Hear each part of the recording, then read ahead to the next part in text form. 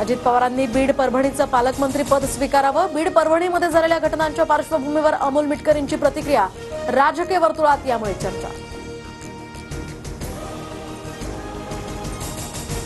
धनंजय मुंडे आणि वाल्मिक कराड यांच्यामध्ये आता खुनातही भागीदारी.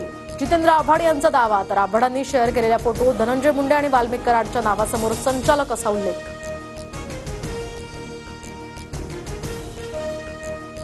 सरपंच संतोष देशमुख हत्या प्रकरणामध्ये बीड शहरात 28 तारखेला सर्वपक्षीय मोर्चा. सर्व संघटना रस्त्यावर उतरणार.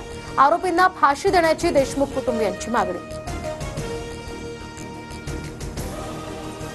छगन भुजबळांनी सागर बंगल्यावर घेतली मुख्यमंत्र्यांची भेट. दोघांमध्ये पाऊण तास चर्चा झाल्याची माहिती.